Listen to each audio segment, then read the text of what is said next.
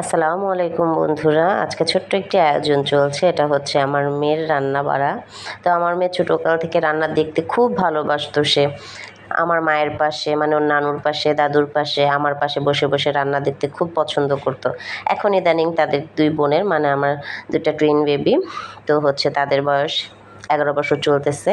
তো এখন তাদের রান্না করার একটা মানে নেশা কাজ করে, রান্না করার জন্য খুব বিরক্ত করছে আমাকে। তার জন্য তাদের একটা ছোট চুলা বানিয়ে দিয়েছি। আর এই যে ওই দিন মেলা থেকে আমি তাদের জন্য ছোট ছোট হাঁড়ি পাতিল এনে দিয়েছি। তো আমি গরুর মাংস রান্না করব, তার জন্য তারাও একটুখানি নিয়ে নিয়েছে। তো আমি কিন্তু তাদের যথেষ্ট সময় দেই। আমি ছাড়া তাদের কোনো বন্ধু নেই বর্তমানে।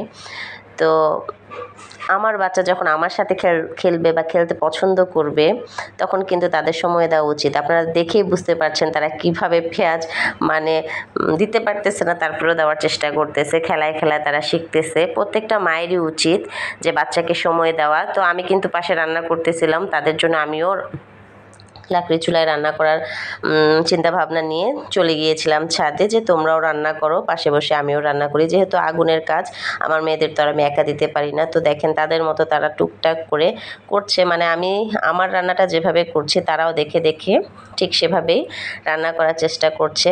তো যাই বলছিলাম, আপনার ছেলে মেয়ে যখন আপনার সাথে খেলতে চাইবে, তখন তাদের অবশ্যই সময় দেওয়া উচিত।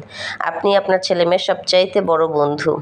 যারা ছেলেমেয়েদের সময় দেয় না, তাদের ছেলেমেয়ে কিন্তু মানে ডিপ্রেশনে চলে যায়, বিভিন্ন রকমের খারাপ কাজ করে। ঠিক আছে?